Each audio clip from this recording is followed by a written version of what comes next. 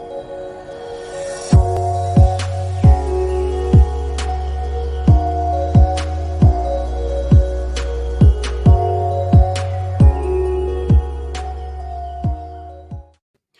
everyone. This is Bite the Bullet with your host, Jay Reese. And man, oh man, today is going to be such an awesome episode. And I say that because I'm speaking with a awesome, super duper epic, I can't even think of words right now, such a motivational person who has done so much, been through so much, and I cannot wait to share all the information that she has to give you. But let me stop babbling like I tend to do in the intro, and let me go ahead and give her a proper introduction. Clara Capano is a speaker, trainer, coach, and author. She is the owner of Censpire Consulting and is passionate about helping female entrepreneurs successfully find the harmony in their businesses and life. Since 2004, she has helped hundreds around the world increase their income by up to 80% while creating more fulfilled personal lives. I don't know about you, but I can definitely get down on some of that. Clara has been featured in publications such as Forbes, CEO Woman, Woman on Top, and Yahoo Finance. She is the author of Find Your Focus, 52 Weeks of Clara-ty, Women Who Boss Up, and is a regular contributor with the Forbes Coaching Council. You can also watch her on her TV show, The Working Woman's Channel, where she shares the real stories behind success. And when not working, Clara enjoys spending time with her son, dog, practicing yoga, and taking relaxing trips to the beach. So without further ado, let us introduce Clara Capano. Thanks for having me, Jay. I'm so excited to be here. And, I love what you're doing. I love the name of your show, Bite the Bullet. I think it just says it all right there. Let's stop waiting and let's get going. Exactly. That is one of the core mission statements of Bite the Bullet. Go ahead, get it started, and let's go ahead and handle the hard topics. So that's actually a very good segue into, could you give the audience a little bit of your backstory? How did you start consulting? Yeah. And, as with many people, I started on accident. And, I always had this passion for, listening to people, helping people. Mhm. And my father always thought I would get into social work. However, I like money far too much. So, we started doing those. And Right. I was in the field of real estate for many years. And it was in, 2004 that our leadership team decided to bring around this idea of coaching. So it was going to be that we weren't going to be managers, we were going to be coaches. And it was almost instantaneous that I was like, this is where I need to be. And my real passion is in helping people create, and I'm going to call it a success plan, not a business plan, because I think sometimes when we talk about creating business plans, it's all about the money. And I want to go deeper than that. I want to say, yes, this is the money, but what are the strategies behind success? And really break it down so that regardless of what we're doing, we are showing up as the CEO of our organization or, the role that we have. So even if I am running a department, I want to be the CEO of running that department. If I work at the front desk, I want to be the CEO of running that front desk. Mhm. And making sure that we have the mindset, the skill sets, and the actions and the strategies behind the success. Oh, I love that. And in your intro, I read off that you specifically look to help and empower women. Why is that a passion of yours? Because for me, I am a woman, so I understand Right. what we go through. But what I found is at the same time I was really going into and building my consulting business, I had my son, who is now 15, and things just started falling apart. I really struggled with postpartum. I struggled with this idea of I have to do it all. I have to be superwoman, and the guilt behind wanting to be at work and wanting to be at home and all of those things. So over the course of this, I just developed a way to make it all work, or at least creating the foundation with that goal in mind. And so I just found that I could really speak to women. It's not that I can't speak to men, but I understand. I understand what it means to run a successful business and still be a great mom, a great friend, a great significant other, and really put these strategies in, learning how to communicate the goals that I have and being able to make it, again, I don't like, it's about finding balance. I don't like that word balance. I prefer to use the word harmony, because it's how do you bring it all together and find the harmony between it all. Yeah, like I'm loving what you're saying, because I think a lot of people, when they hear women empowerment or people who fall into some type of, for lack of better words, a niche, they get upset because they feel like it's exclusive. Like, I can't be a part of that. And that's not it. We all have differences, but there are similarities, and you want to get into a group that's similar to you, your tribe, right? And, that was a big challenge that I faced. And probably one of the biggest, I'll use the word mistake loosely, but when I first started, I did want to help everyone. And I would tell people, oh, I work with women, but I would still be like, but I could work with you too. And, one, it gave me great experience, but it didn't allow me to go as deep and really, focus on that niche. So I think, if you're out there, if you're beginning, I think so many times we are fearful of having that niche because we don't want to exclude anyone.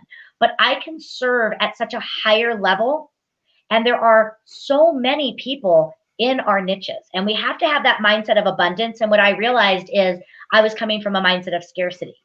I felt that if I excluded someone, I couldn't be as great. I couldn't have the level of success. But what I found is that it actually worked just the opposite, because I wasn't showing up, really focusing on where I would excel, what was my circle of genius. And so I think having a niche is really powerful. And your niche doesn't have to be by gender, by location. Again, it could be on specialty. I'm an expert in time management or in financial planning or whatever it may be.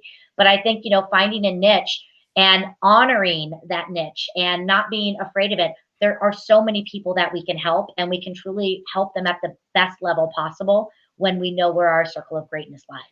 Well, I never thought about it being as a scarcity mindset, because I know for me, I always struggle, or at least I did struggle, with finding a target audience or figuring out who exactly my customer was. Because, as you were saying, I wanted to throw this wide net to catch as many people as possible, versus sitting there saying, you know what, let me spend all my energy and resources on figuring this particular aspect out and being a master of that. Right.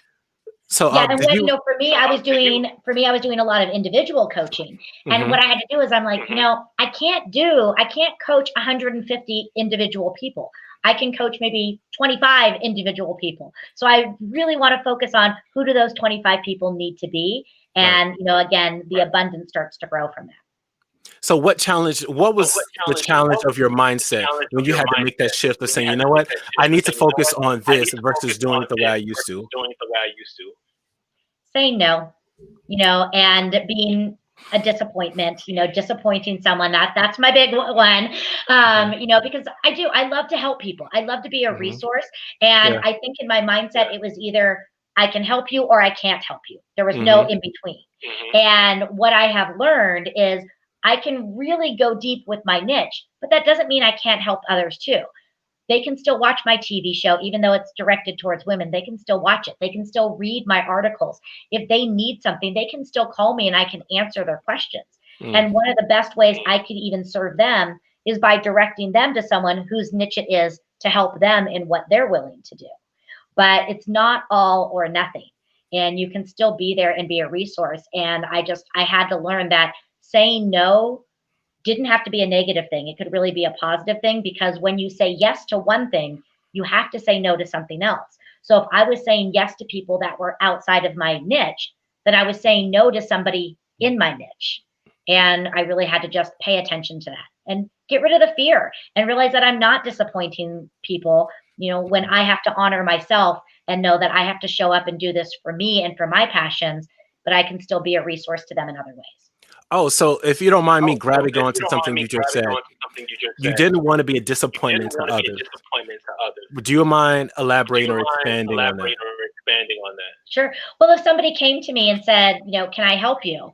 If I said no to them, I didn't want them to be disappointed in me or feel like I let them down. So it's learning how to just, maybe reframe it. So instead of saying, no, I can't help you, it's, my expertise really lies over here, and I feel you are going to be better served by somebody over here. Let me connect you with them. So it's learning how to say no without saying no and still being able to serve them and be a resource for them.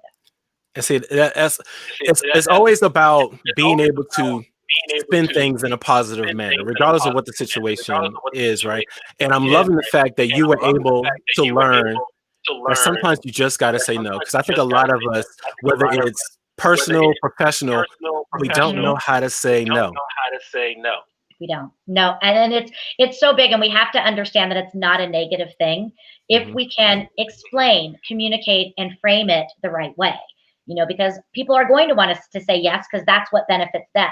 But I think when we honor ourselves and, again, position it the right way, it can come across as a positive. So I think also it's coming from not just the mindset of abundance, but the mindset of servitude. I'm not selling, I'm serving. And if I don't feel I can serve someone at the highest level possible because there is somebody else that is better equipped, I need to let them know that. And I need to direct them to the person that can serve them at the highest level. And that frees me up to serve at the highest level for my clients. Ooh, Claire, you are speaking my language right now. I'm loving it. So, all about being in service of other people, right? Again, whether it's personal or professional, that's how the world, in my opinion, should be working. So let me ask you, how were you able to figure out what is a situation where you can serve someone? Because a lot of offers sound really, really good. Yeah. But we know they're not. Well, and again, I think it's, when I talk to someone, I really try to listen to what is their greatest challenge. And then how can I connect them or direct them to a path that can help them? So if I'm talking with someone and their challenge is setting boundaries, if I can help them with that, great. But maybe there is another speaker, another coach, a class, a book that can help them with that. If I find that they're really working on mindset, and what resources do I have? And sometimes the best thing that you can do is just simply be there to listen to them. If I'm working with someone, maybe they need a vendor in a certain area. I was talking with one of my clients, and she is working on scaling her business. So I was able to connect her with a virtual assistant so that she can bring them in. So again, it's just, I think, really coming back to truly listening, because if you can be the solution to their greatest challenge, you have just added value to them. And the more that you lead with value and giving value to others, it's going to come back to you. So you don't have to worry about your business. It's all about giving value and serving others, and it'll always come back to you. So because they'll remember you. Sorry, go ahead. Yeah, they'll remember you. I have so many deals that are coming together now with people that I met years ago. And because they're like, we need you now. Or you were so good to us 10 years ago, can you help us now? So, don't ever worry that it's going to come back to you. Karma has a way of coming back to you. So even if it's not right today, it doesn't mean it won't be right 5 years, 10 years, 20 years from now. Yeah, when you're in service of other people, like you said, people might not remember what you say, but they'll always remember how you make them feel, right? So I think listening to people is always the best thing to do. But I know a lot of us are naturally good listeners. Do you have any suggestions or tips of how to maybe better our listening skills? You have to be present. And it was something that I did work on. I am very task oriented. And if you give me something, I'm like, I'm going to go ahead and do it. And what I learned early on as a coach is sometimes people didn't need me to tell them what to do. They needed me to listen and to allow them to self-discover. And we need to remember that we are in one mouth for a reason.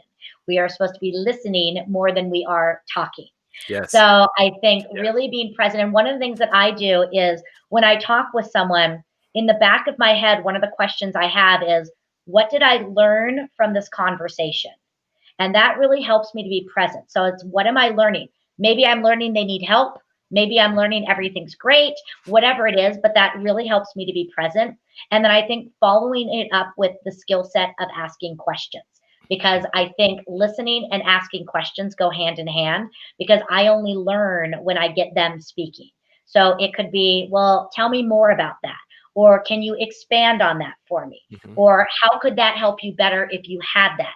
So I think it's not just the listening, it's asking the questions so that you can really go deeper with it. And then once you learn, that's how you can come in and serve. And I love that by asking open-ended questions about them tends to help the conversation, to help you listen to what they're saying. Yeah.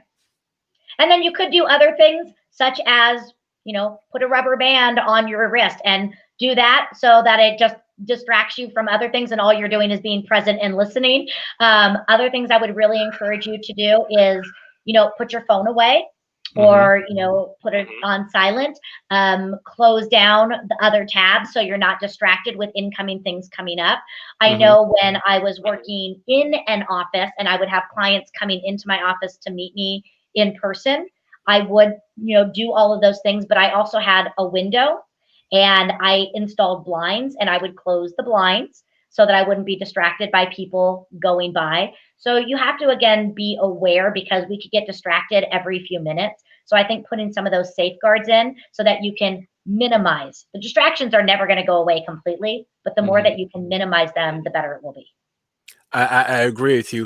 And let me go back to something from your intro, is that I read off that you help people increase their income by 80%. Now, I don't want you to give away all your secrets, because I want people to come to you. Right? But are there any helpful tips or tricks you might be able to give people right now? Yeah, I think the number one thing is you have to start really paying attention to your time and the idea of where are you investing your time. You know, so many of us are really good at watching our dollars. And if I spend money over here, what am I going to get in return? But we don't think about our time as an investment. And we have to remember, we don't get rollover minutes like we do on our cell phones.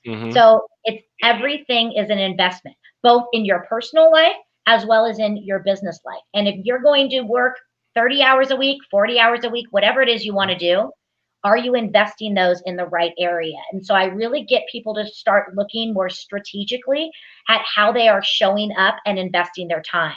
Because I think we get caught up in, I can do that.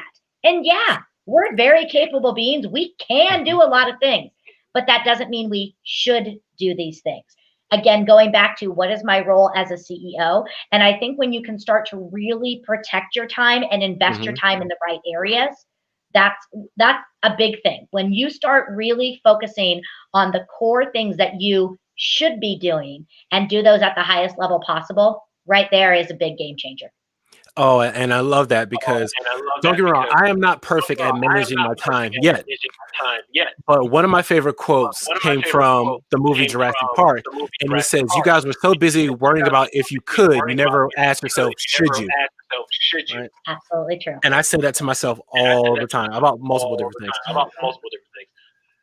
So I want to ask, could you elaborate on your show a little bit? What do you talk about, and what type of guests come onto your show?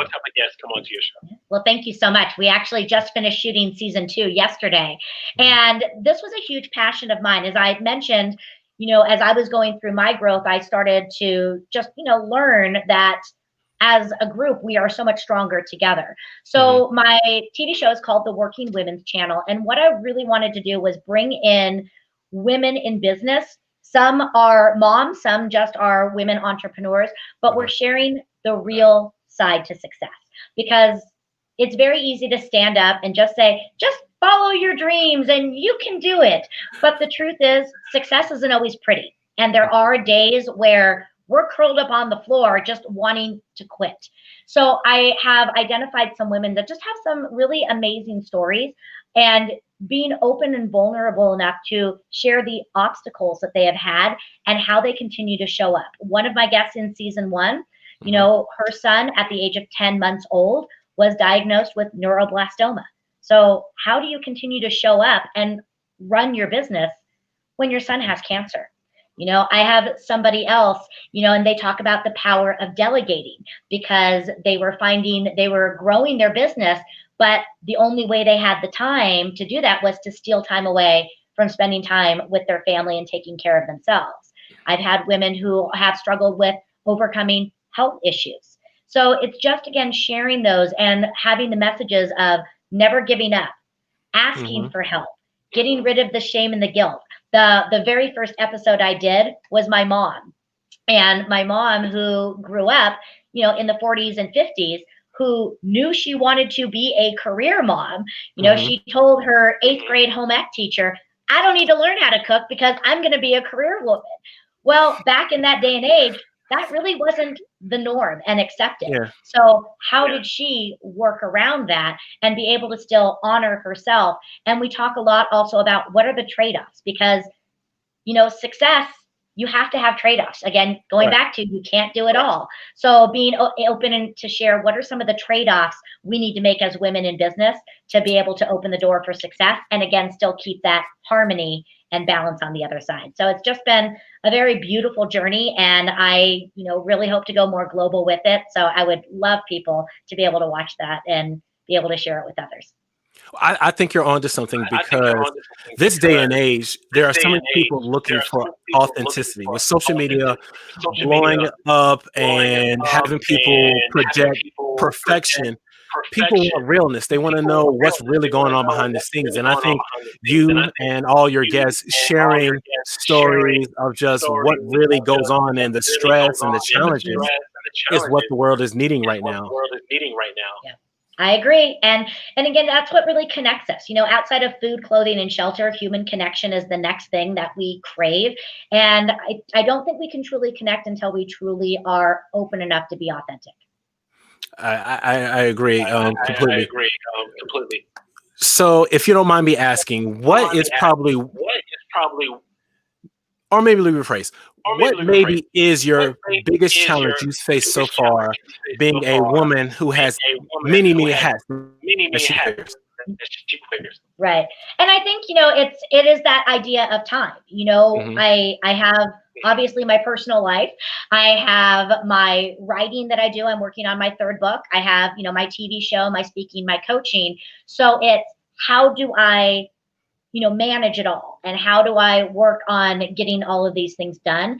And so it comes back to, again, some of the strategies that I coach is looking at each of them independently, creating a business plan for each of them independently, realizing what my role is in each of them. So for example, if I'm training, my role in training is the content creation and the presenting.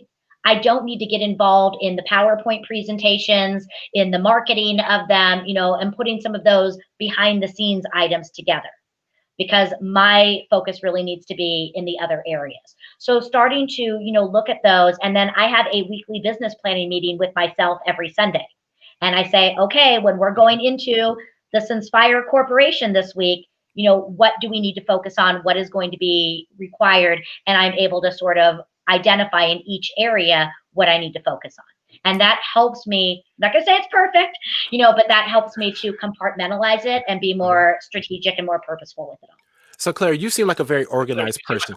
Was this something you always were able to do, or is it something you had to learn? I sort of have organized chaos. There's certain areas in my life where I'm not as organized. And if my family hears this, they'd be like, oh, can we tell you a few things? But it goes back to those trade-offs.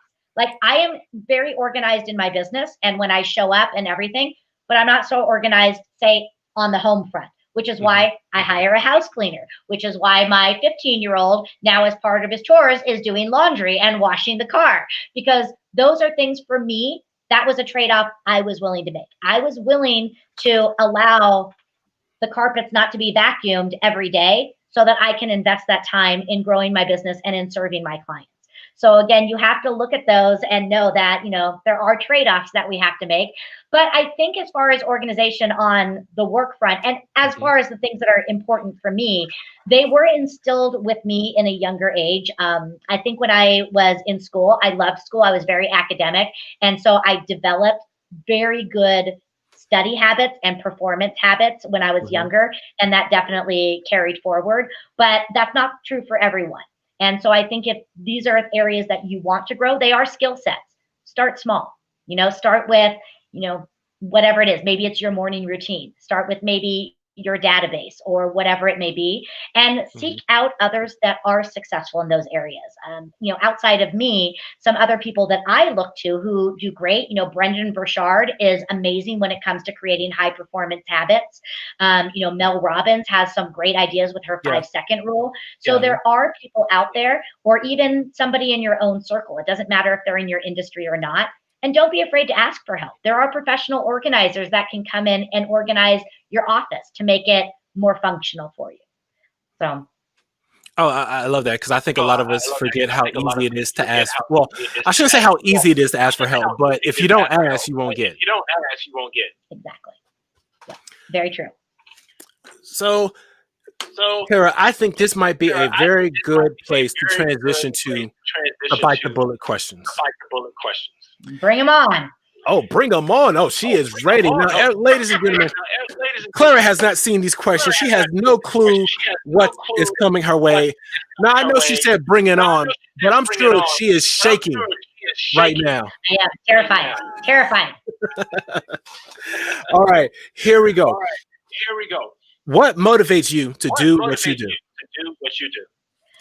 Serving others, really, because I travel a lot, generally non-COVID, I'm on the road about 30 weeks out of the year. And so it's really being able to share and get real with people, because I know I have the skill sets to do it. And if I were to hold back and play small, then I'm not doing what I was born to do. So definitely knowing the impact that I can make. And then also, again, being a great role model and leaving a legacy for my son. Love it. What is the one common myth about your profession that you want to debunk? Oh my goodness. That we all do the same thing. I do, there are a lot of coaches, there are a lot of trainers, there's a lot of speakers out there. And even though many of us say the same things, say the same messages, seek out the one that's going to work for you. You've got to be able to follow the one that's really going to be able to connect with you, go deep with you. It doesn't mean that the other ones are not good or not bad, but do your due diligence. And really, if you're looking for a coach, if you're looking for a training, really connect yourself with the right person for you. Oh, I agree. It's almost like when you go to a restaurant and you want to try food, so you stick with the first one, and you're like, I don't like that, so I'll never come back to the restaurant. Well, the restaurant might have other options. Exactly. What's one thing you wish you had known before you began your career? I wish I would have known more resources to, help me delegate to, because I think, we go into it, we think we have to do it all. And sometimes people are not willing to share their resources because they're coming from a scarcity mindset. If I share all of my good things, then you're going to steal them from me. And, you have to have an abundance mindset, because even if I give you my entire book of trades, you're going to approach it differently than I would. And if I show up with value to my people, they're not going to leave me. So I think, just again, I would love to have been able to have, more resources to go to. Okay. If you could have dinner with any three people, dead or alive, who would it be and why? All right. Well, first of all, Oprah Winfrey, because I want to be Oprah Winfrey. So I want to pick her brain and figure out how that's going to happen. Okay. Another person I would love to have dinner with is my grandmother. My grandmother passed away. I'm actually named after her. And she passed away when my father was 19. So I've never met her. But I would love to sit down and talk with her, because from what I understand, she was a pretty strong woman, and I come from a very long line of female entrepreneurs that I never had a chance to know. So I would love to learn a little bit about that. And then the other one I'd have to think about, but it would definitely be, someone in sort of the comedy field. I'm thinking, maybe even Howard Stern, because I think he's a fantastic interviewer. And I would just, again, love to hear some of these fun stories and learn some interviewing techniques. And I just think it would be fun to just sit down and laugh. I ain't mad at those. I like those. Okay. What is something people would be surprised to know about you that they didn't already know? I'm a pretty open book, so I don't keep too many secrets. What a lot of people don't know is that in college, I did sing in a band, and my goal was to, be the next Madonna. And so I did that for a little bit. And then when my parents came to me and said, "That's great, but who's going to pay for your housing and all of that?" I was like, "Oh, maybe I should rethink this." But I still do love to sing, even though I don't do it as much anymore. Okay, so my only question, Claire, is did you have the Blangley bracelets and like all the stuff? Oh, I was a girl of the 80s. I had the neon socks stacked on each other. I had the big hair, the big earrings. Oh, I the love it. banana clip. I had it all. So if there's anybody out there, if you have a picture, please send it my way. I'm willing to pay. I'm willing to pay. What makes you feel inspired or like your best self? I have 5 words that I reflect on every day that reflect who I am when I'm at my best. And my 5 words are energized, prepared, passionate, motivating, and genuine. And what I do is I check in with those every morning because I know that those words represent me when I'm at my best. So I want to make sure that I'm always showing up as those 5 words every day. Okay. If you could have a billboard with anything on it, what would it be and why? Well, I would say bite the bullet, but I think you've already, taken that one over. I would just say, there you go. Yeah, maybe I would just be, you know what? Self-care is not selfish. I don't think we do enough self-care for ourselves. I do not think we take care of ourselves. And I think when we hear the term self-care, we think that has to mean working out or a massage. And it doesn't. Self-care is anything that brings you joy. Reading a book, sitting in quiet, watching Real Housewives, whatever it is that brings you joy. I think we need to do that more for ourselves. I agree 100%. What's the most important thing you've learned so far in your life? And why? To be kind and to pay it forward. I heard a quote many years, it's not a new quote, but the idea that everybody is fighting their own battles and you don't know what they're going through. Yes. And I think it's really important that we don't make snap decisions about something because we don't know where others are coming from. So I think regardless of what they're doing to you, you show up and be kind because I think it really does matter and it can have a ripple effect. And I think just again, paying it forward. If you have the ability to help someone, I think you should, regardless of if you're getting paid or not. Oh, I agree. What advice would you give someone wanting to pursue a career similar to yours? I would say do it. I would say I don't have any regrets in my life. I love what I do, but if I could do one thing differently, I would have started sooner. So, get rid of the fear and don't focus on all the reasons you can't do it. Focus on, what you can do when you can accomplish it. But, you have a plan. Like my plan was I sort of tiered it. I didn't leave my job right away. I got my plan together. I sort of, identified how I wanted to help people. I got a few clients so I knew that my bills could be paid. I built up my savings account. So if I had to live for a few months, I could do that.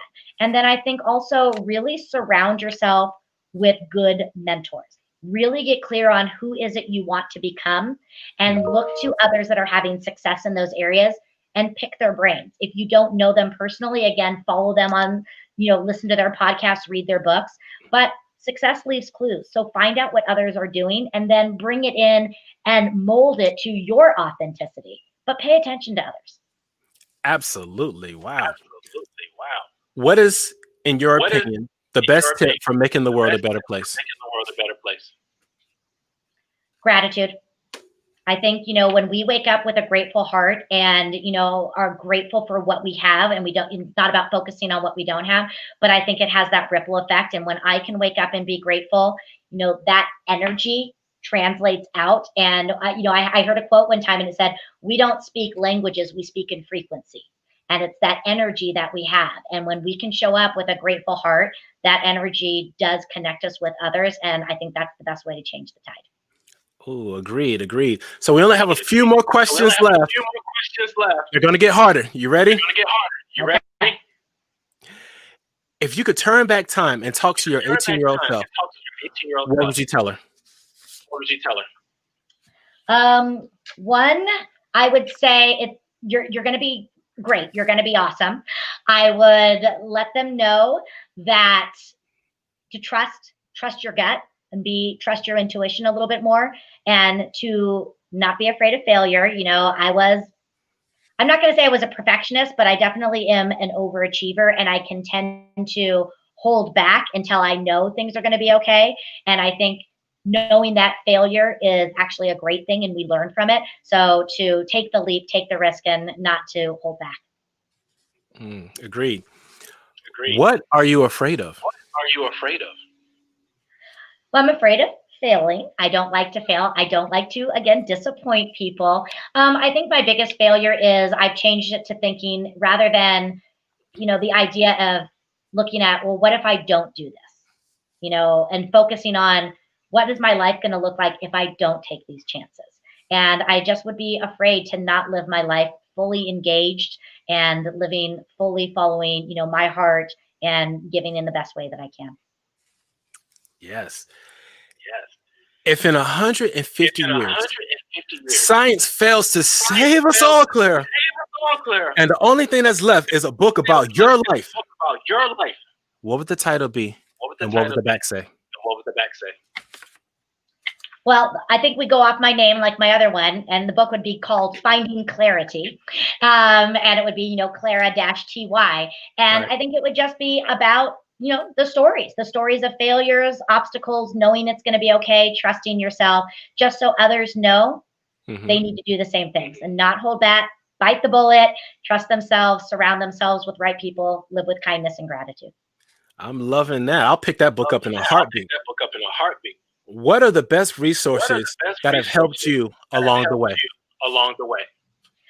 I would say definitely books. I mean, I love to read, but now so many of the books are on Audible. But remember, success leaves clues. So read voraciously, study the patterns of successful people, take them in, and then learn how to adapt them to your world. Meaning podcasts, I listen to podcasts all the time. So I usually do about 45 minutes to an hour of personal development every day, because I love, to learn. And I think with the age of technology, it's the best thing you can do.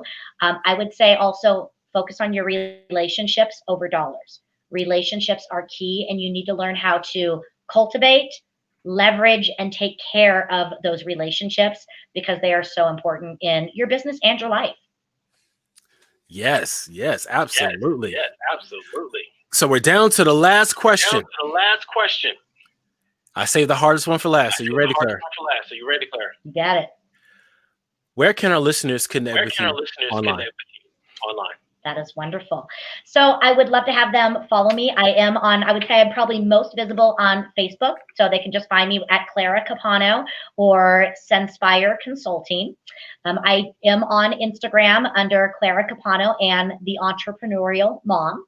And then my YouTube channel, which is Moments of Clarity. And again, it's Clara-ty. And I have little video blogs that I do every week, as well as my TV show is on there as well. Sweet. And Clara, thank you so much for being on the show. I want to be respectful of your time.